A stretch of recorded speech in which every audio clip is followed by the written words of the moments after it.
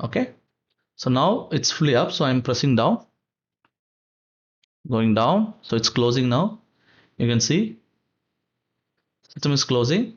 So here it shows the opposite direction. Okay, so leave that, guys, because Home Assistant is like that, but you can see the position is moving. So similarly, if I press and hold, opening, and if I tap in between,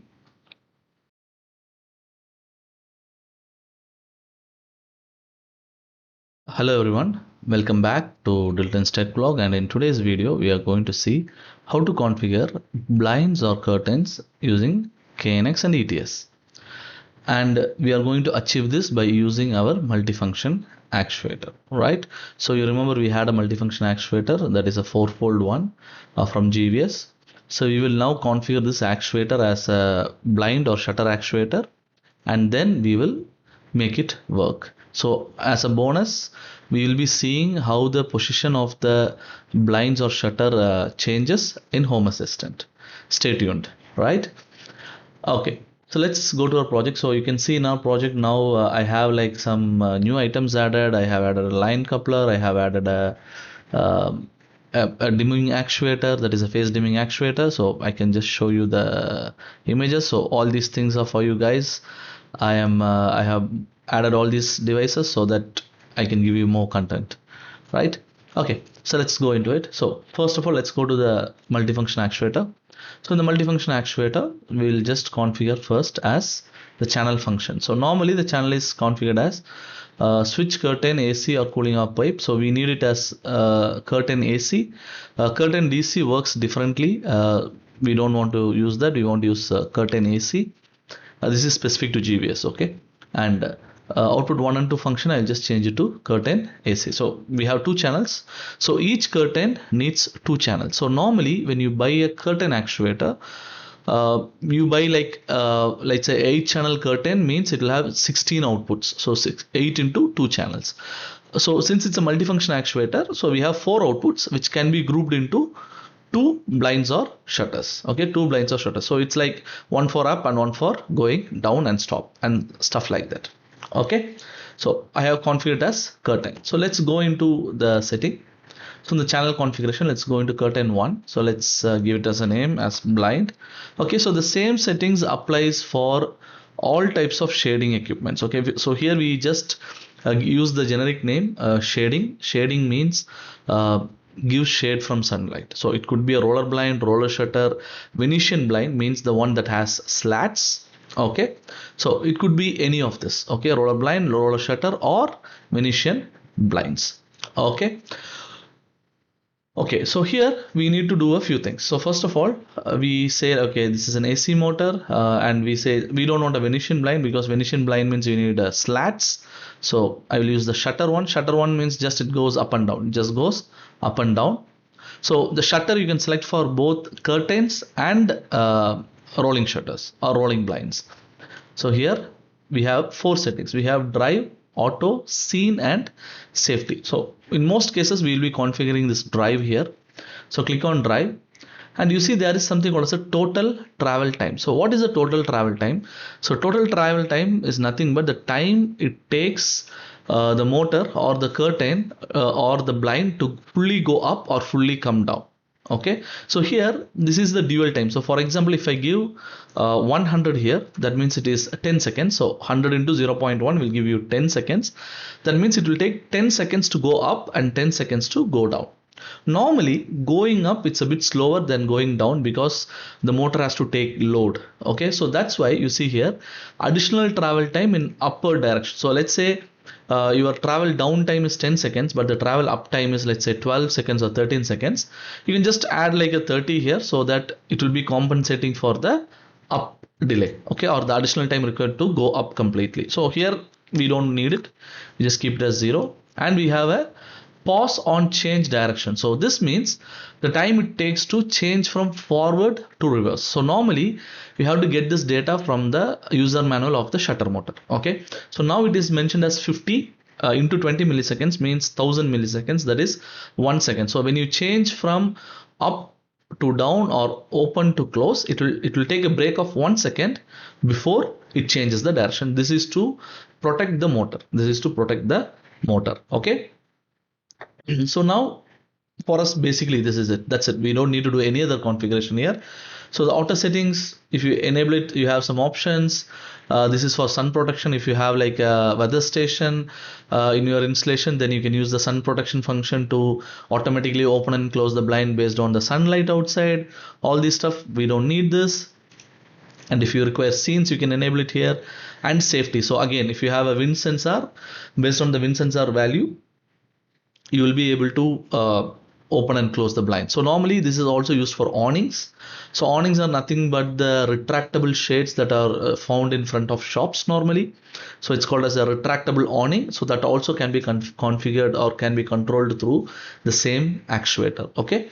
So we are not going to do any of those. We just want to do the drive part. So 10 seconds up and 10 seconds down. Okay. Now let's come to the group address. So for the shading, we need, for every blind, we normally consider 4 group addresses. So the 4 group addresses are curtain move. Okay, move means up and down. So it's the same for Venetian blinds as well. Stop or step. Step is for Venetian blinds, for it to go, the slat to open and close. Then curtain position. So let's say I want to say 50%. So I want to open the blind 50%. So I need to give that. So here we use the curtain position function and curtain position status function. So in today's scenario, what we are going to do is we will be only using a normal keypad. So this keypad we will be using to make it go up and down, but we also need to check the curtain position status. So for that, I have a home assistant configured. I have a home assistant configured in my system. So it is running locally in my PC as a VM, and I'm accessing it here in the system. Okay, so at the end of the video, we will see how to control it from the home assistant. We'll see how to control it from the home assistant. Okay, so now let's do the linking. So the linking is very simple. So you go to the group object, you have like basically 5 objects. So move to move, stop to stop, position, that is move to position is the position command. We'll give position, and status position to the status position. That's it. So from the actuator, this is done. So now we need to go to the keypad. So let's go to the keypad. So we have the push button 1 gang plus. So in the parameters, I want push button 1. So I want it to go up and down. So I will select here as blind. So it depends on the keypad. You can select blind. You can leave the long press duration as default. Direction of movement is up and down, meaning that when you press and hold the first time, it will go up. If you press and hold the second time, it will go down. If you tap it in between, it will stop in between. Okay, this is the concept. So if you go to the group object now, you can see that you have step, stop, and movement. So movement will get connected to curtain move, and step or stop will get connected to curtain stop. Okay, so now we can also do another thing. We can actually make the positioning based on the button. Okay, but the thing is that it is not that accurate. So we normally don't want to use this. Okay, we can actually send a value say go to 50% or go to 75% using a keypad, but it is very limited. So in one button, you can maximum connect like 2 positions depending on the brand you are using. So here we are not going to do that. So we will do that or try that from home assistant. Okay. So push button 1 is enough for us. So we will keep this empty so that we will use this for controlling it from the home assistant. Okay, we'll do this for the home assistant. Okay, so let's quickly download this. So I will select these 2. I'll select my IP interface and I say download all. So I'm going to use the serial number for both. Okay.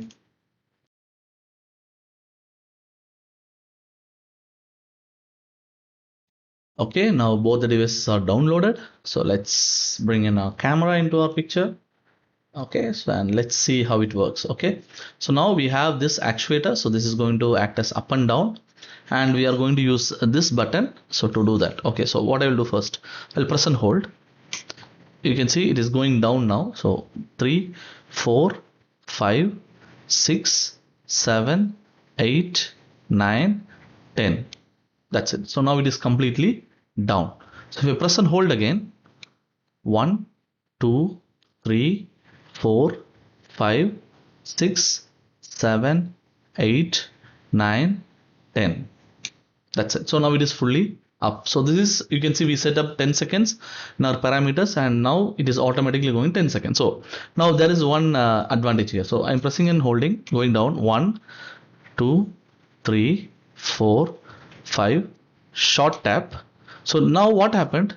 The position got stuck in between, so around at 5 seconds, right? Around at 5 seconds. So now if I press and hold, it will again go up, but when it goes up, it only goes for 5 seconds. It will not go for 10 seconds. So let's check that. So 1, 2, 3, 4, 5, 6. That's it.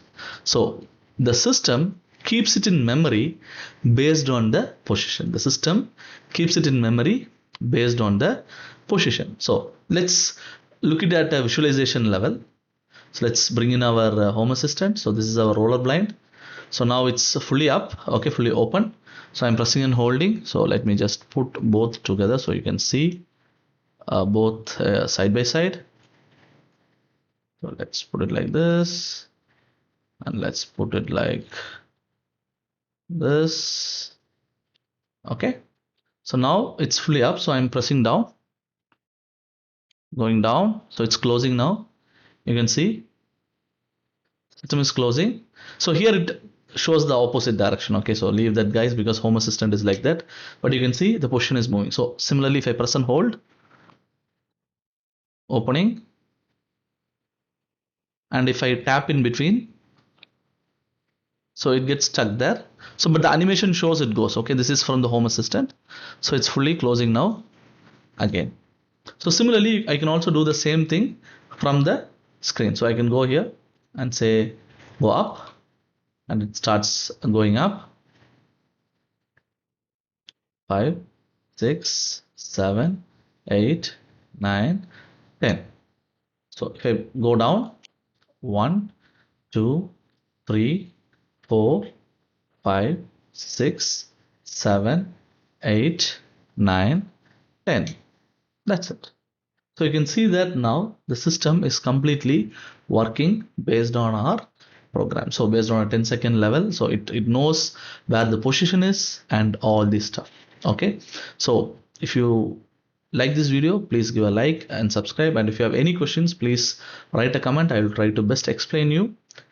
And that's it for all today, guys, and in the next video we will see how to configure the dimming actuator. So I have a phase dimming actuator with a dimmable light present. So you will see how to use this to do dimming in the next video. Thank you, and see you in the next video, guys. Bye.